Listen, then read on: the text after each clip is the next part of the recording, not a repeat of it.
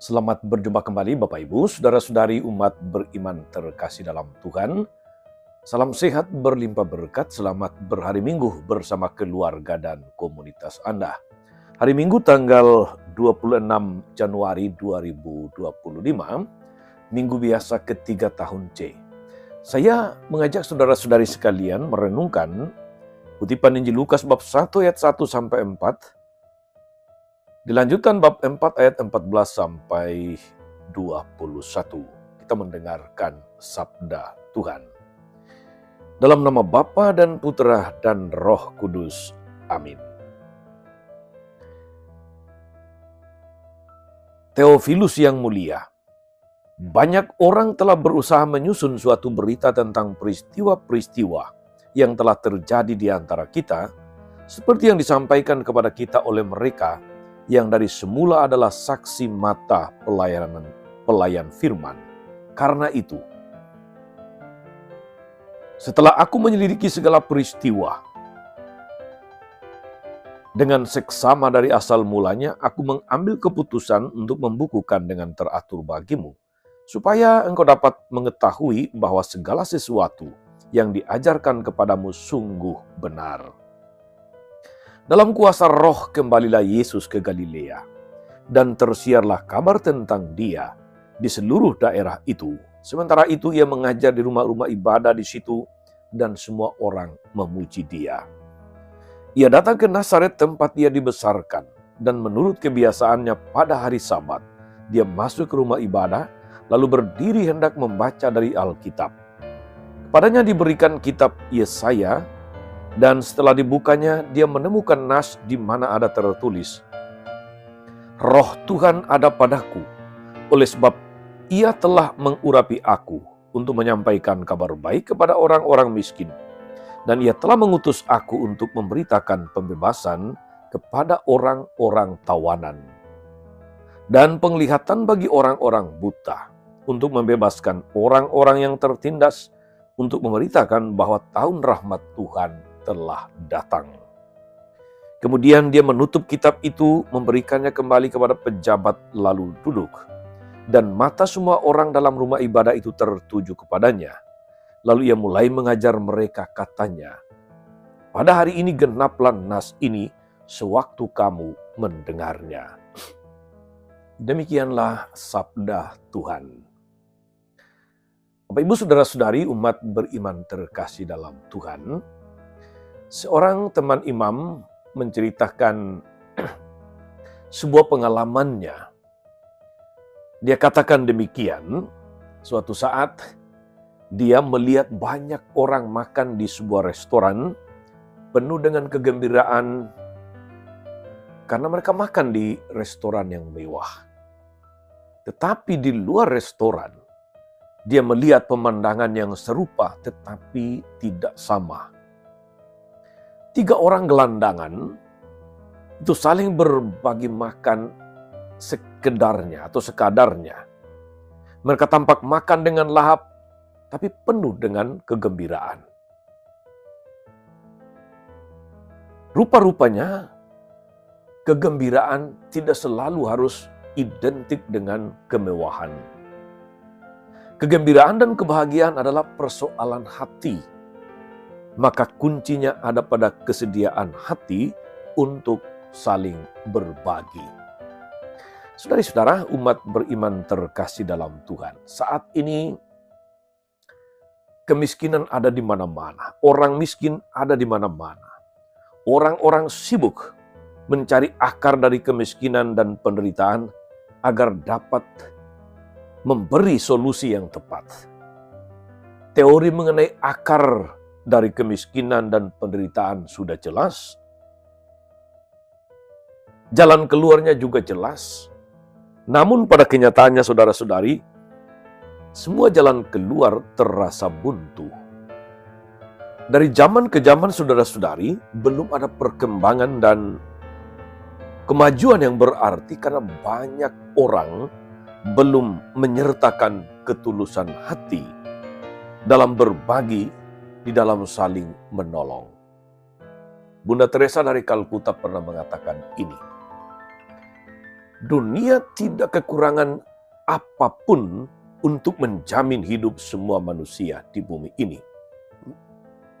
Tetapi dunia kekurangan kasih.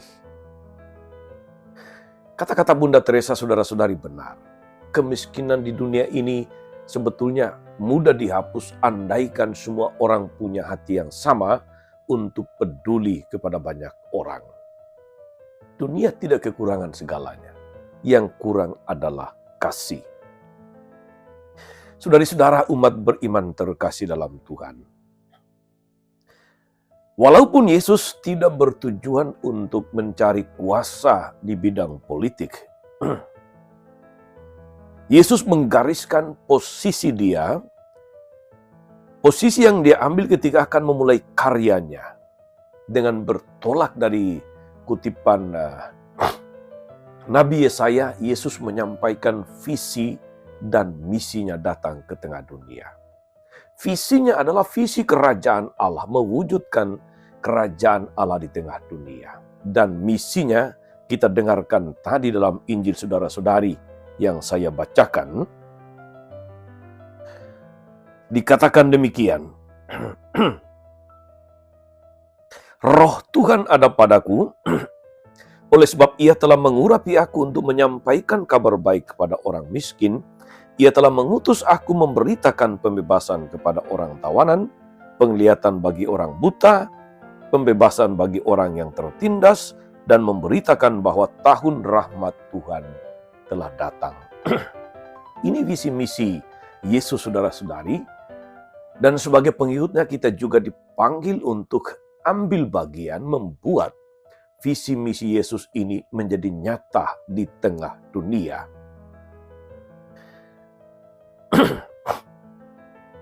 Namun pertanyaannya, saudara-saudari, bagi kita misi Yesus sudah jelas.